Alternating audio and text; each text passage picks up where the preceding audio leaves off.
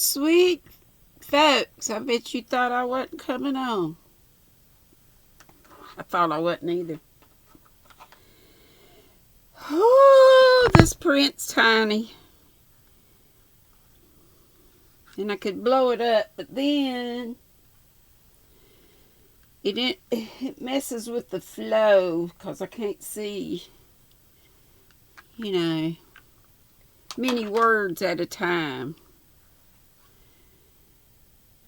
But anyway, we'll try. This is not Poe. I'm going to leave Poe for a while. We may not get any more Poe. We'll see. But I wanted to read, some different authors. This one was in several anthologies I found. And I may have mentioned it. It's called The Old Nurse's Story by Elizabeth Gaskell, who, by the way, was born in 1810, died in 1865, so she was only 55 when she passed. You know, my dears, that your mother was an orphan and an only child, and I dare say you have heard that your grandfather was a clergyman up in Westmoreland, where I came from. I was just a girl in the village school when one day your grandmother came in to ask the mistress if there was any scholar there who would do for a nursemaid.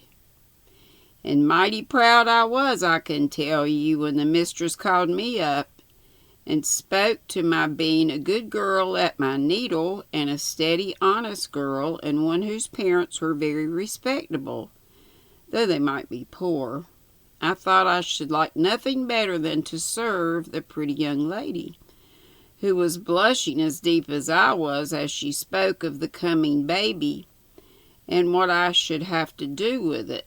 However, I see you don't care so much for this part of our story as for what you think is to come, so I'll tell you at once. I was engaged and settled at the parsonage before Miss Rosamond, that was the baby who is now your mother, was born. To be sure, I had little enough to do with her when she came, for she was never out of her mother's arms, and slept by her all night long, and proud enough was I sometimes when mistress trusted her to me. There never was such a baby before or since, though you've all of you been fine enough in your turns, but for sweet winning ways you're none of you come up to your mother. She took after her mother, who was a real lady born, a Miss Furnivall, a granddaughter of Lord Furnivall's in Northumberland. I believe she had neither brother nor sister, and had been brought up in my lord's family till she had married your grandfather, who was just a curate, son to a shopkeeper in Carlisle, but a clever, fine gentleman as ever was, and one who was a right down hard worker in his parish, which was very wide and scattered all abroad over the Westmoreland fells, Fells. When your mother, little Miss Rosamond, was about 4 or 5 years old, both her parents died in a fortnight, 2 weeks, one after the other. Ah, that was a sad time. My pretty young mistress and me was looking for another baby when my master came home. Master came home from one of his long rides, wet and tired, and took the fever he died of, and then she never held up her head again, but just lived to see her dead baby and have it laid on her breast before she sighed away her life. My mistress had asked me, on her deathbed, never to leave Miss Rosamond, but if she had never spoken a word, I would have gone with the little child to the end of the world. The next thing, I'm sorry, I'm having a hard time seeing this.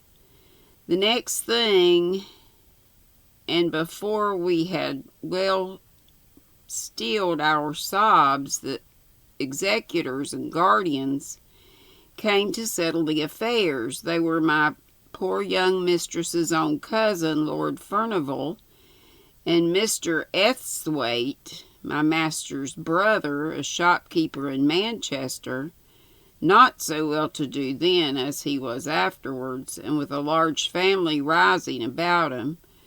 Well, I don't know if it were their settling or because of a letter my mistress wrote on her deathbed to her cousin my lord, but somehow it was settled that Miss Rosamond and me were to go to Furnivall Manor House in Northumberland, and my lord spoke as if it had been her mother's wish that she should live with his family, and as if he had no objections, for that one or two more or less could make no difference in so grand a household. So, though that was not the way in which I should have wished the coming of my bright and pretty pet to have been looked at, who was like a sunbeam in any family, be it never so grand, I was well pleased that all the folks in the dale should stare and admire when they heard I was going to be the young lady's maid at my Lord Furnivall's, at Furnivall Manor. But I made a mistake in thinking we were to go and live where my lord did. It turned out that the family had left Furnivall Manor House 50 years or more. I could not hear that my poor young mistress had ever been there, though she had been brought up in the family, and I was sorry for that, for I should have liked Miss Rosamond's youth to have passed where her mother's had been. My lord's gentleman, from whom I asked as many questions as I durst, said that the manor house was at the foot of the Cumberland Fells, Fells, in a very grand place, that an old Miss Furnivall, a great aunt of my lord's, lived there with only a few servants, and that it was a very healthy place, and my lord had thought it would suit Miss Rosamond very well for a few years, and that her being there might perhaps amuse his old aunt. I was bidden by my lord to have Miss Rosamond's things ready by a certain day. He was a stern, proud man, as they say all the lords Furnivall were, and he never spoke a word more than was necessary. Folk did say he had loved my young mistress, but that because she knew that his father would object, she would never listen to him, and married Mr. Esthwaite. But I don't know. He never married at any rate, but he never took much notice of Miss Rosamond, which I thought he might have done if he had cared for her dead mother. He sent his gentleman with us to the manor house, telling him to join him at Newcastle that same evening, so there was no great length of time for him to make us known to all the strangers before he too shook us off, and we were left, two lonely young things, I was not 18, in the great old manor house. It seems like yesterday that we drove there. We had left our own dear parsonage very early, and we had both cried as if our hearts would break, though we were traveling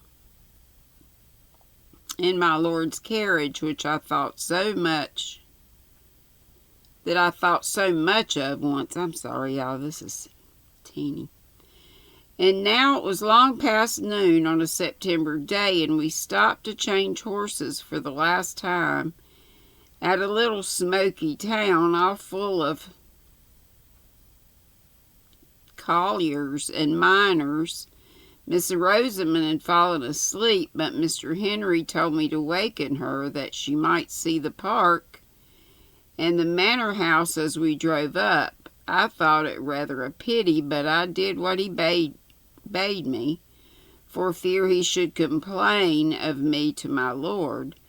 We had left all signs of a town or even a village, and were then inside the gates of a large wild park, not like the parks here in the South, but with rocks and the noise of running water and gnarled thorn trees and old oaks, all white and peeled with age. The road went up about 2 miles, and then we saw a great and stately house, with many trees close around it, so close that in some places the branches dragged against the walls when the wind blew, and some hung broken down, for no one seemed to take much charge of the place to keep the wood or to keep the moss-covered carriageway in order. Only in front of the house all was clear. The great oval drive was without a weed, and neither tree nor creeper was allowed to grow over the long, many-windowed front, at both sides of which a wing projected, which were each the ends of other side fronts, for the house, although it was so desolate, was even grander than I expected. Behind it rose the fells, which seemed unenclosed and bare enough, and on the left hand of the house, as you stood facing it, was a little old-fashioned flower garden. As I found out afterwards, a door opened out upon it from the west front. It had been scooped out of the thick, dark wood for some old lady Furnival, but the branches of the great forest trees had grown and overshadowed it again, and there were very few flowers that would live there at that time. I'm so sorry. I was hoping I could find, let me see if I can find a larger version of this. Should have checked that out beforehand. This is terrible. It's tiny. It's tiny in my cataracts, you know. Exactly what I needed. Not. Come on, fire, do your thing.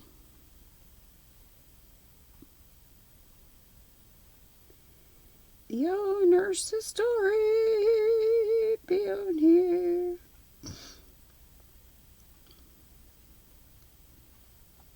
Optimizing system storage and applications. This will take approximately 10 minutes to complete. It won't.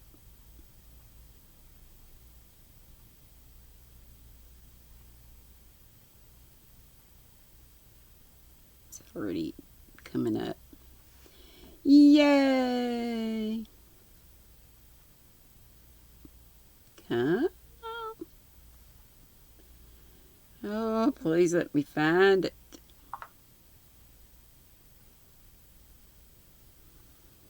Okay.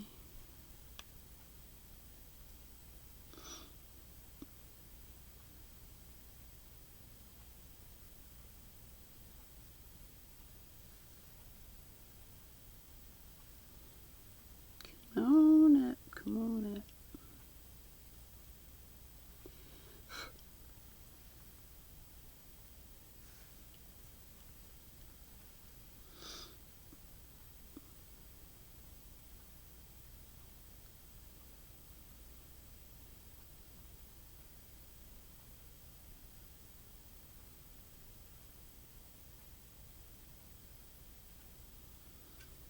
Sorry, y'all. Hang on just a minute. I hope.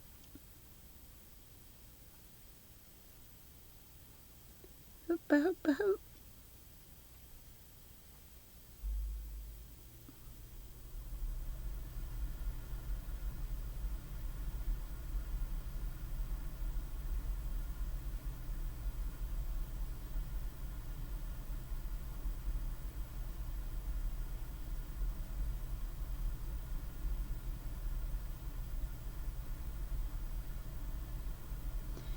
Let's see here if I can get this.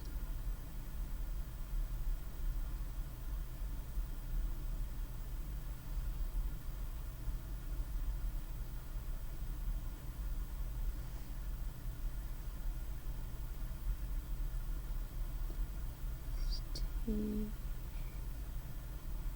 dash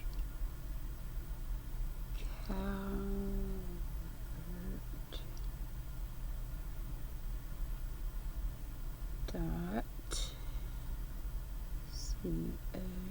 dot UK.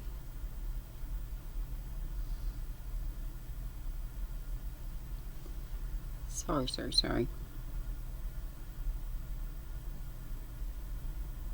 Come on, scary stories. Here we go. Public domain, horror stories.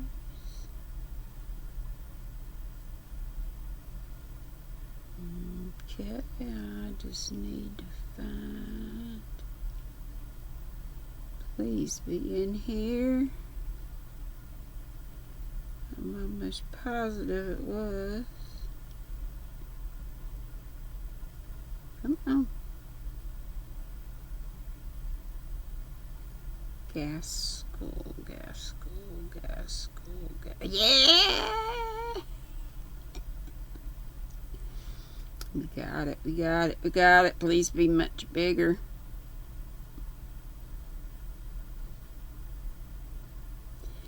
Not a whole lot, but a little better.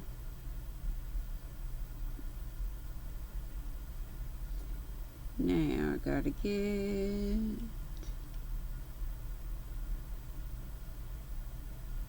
old-fashioned flower garden. Is that where we were?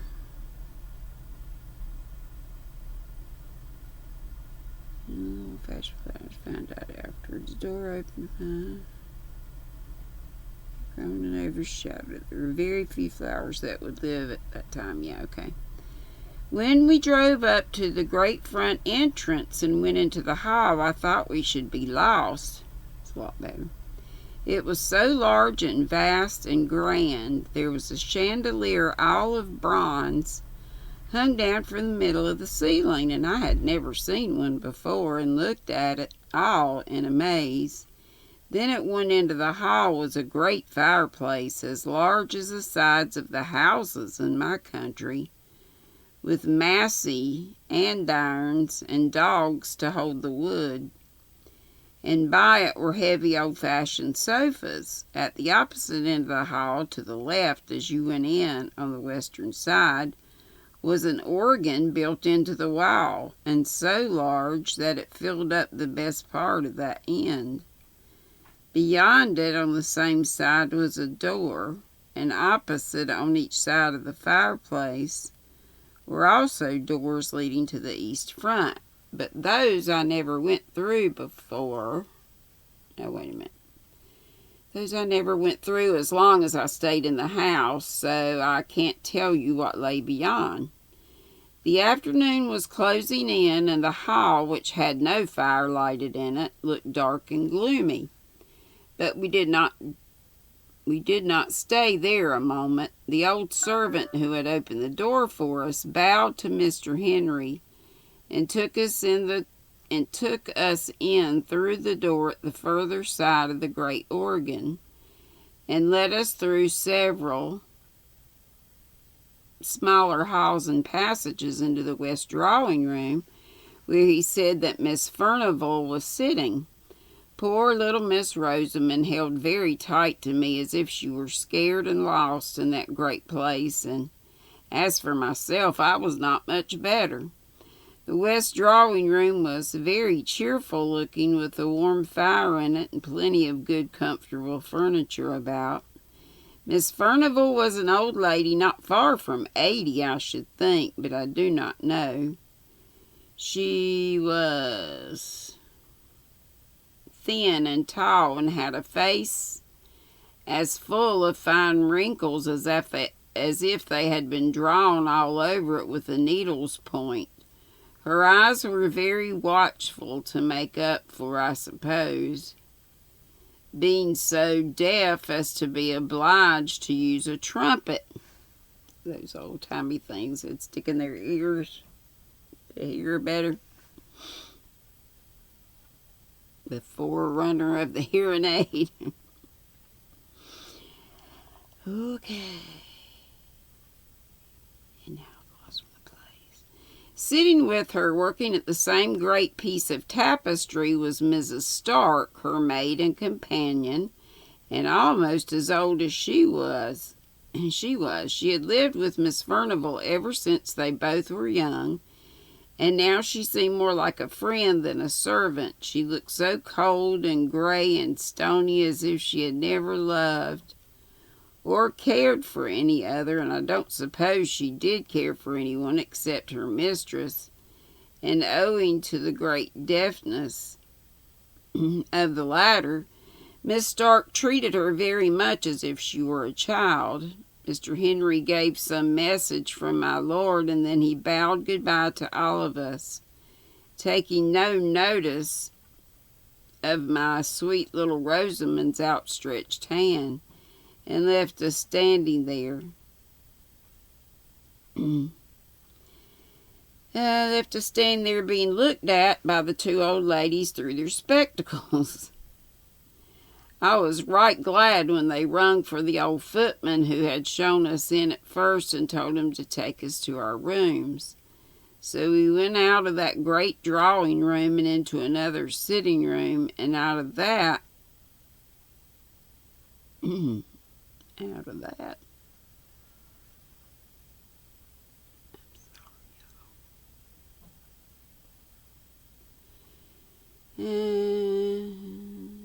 sitting room, and out of that, and then up a great flight of stairs, and along a broad gallery, which was something like a library, having books all down one side, and windows and writing tables all down the other, till we came to our rooms, which I was not sorry to hear were just over the kitchens. For I began to think I should be lost in that wilderness of a house. There was an old nursery that had been used for all the little lords and ladies long ago, with a pleasant fire burning in the grate and the kettle boiling on the hob, and tea things spread out on the table. And out of that room was the night nursery, with a little crib for Miss Rosamond close to my bed. And old James called up Dorothy, his wife, to bid us welcome, and both he and she were so hospitable and kind that by and by Miss Rosamond and me felt quite at home, and by the time tea was over she was sitting on Dorothy's knee and chattering away as fast as her little tongue could go. I soon found out that Dorothy was from Westmoreland. Doggone it. And that bound her and me together, as it were, and I would never wish to meet with kinder people than were old James and his wife. James had lived pretty nearly all his life in my lord's family, and thought there was no one as grand as they. He even looked down a little on his wife, because till he had married her, She had never lived in any but a farmer's household, but he was very fond of her as well he might be. They had one servant under them to do all the rough work. Agnes, they called her. She and me and James and Dorothy, with Miss Furnival and Mrs. Stark, made up the family. Always remembering my sweet little Rosamond, I used to wonder what they had done before she came. They thought so much of her now.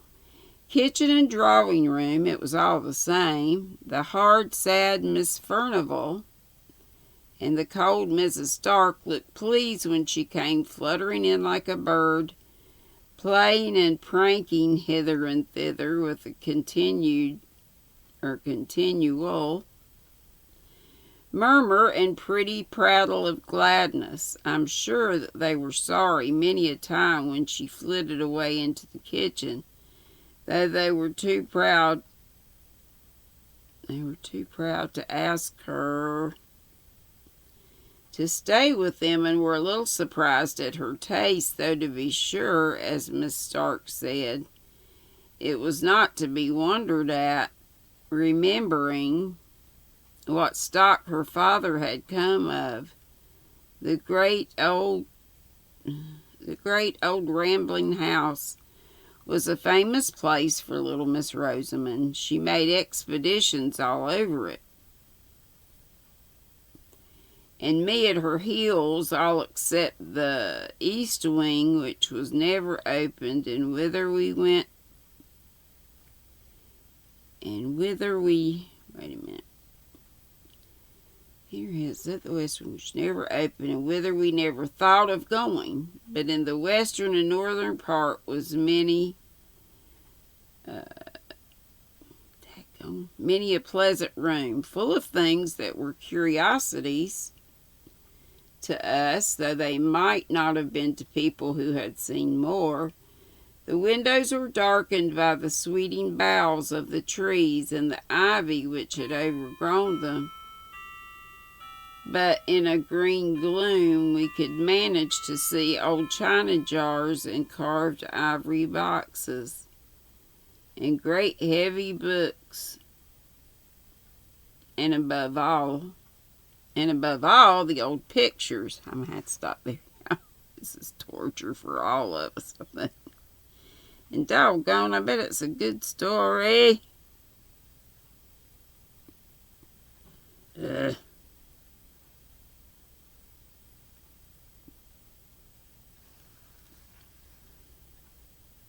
Hey!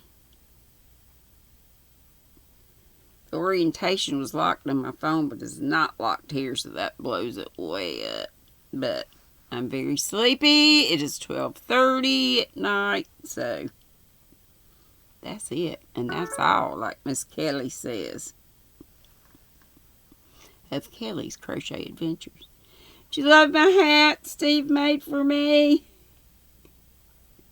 It's my nightcap, too. It's so nice and warm. I think he said it was a 1920s or so pattern, or 1910.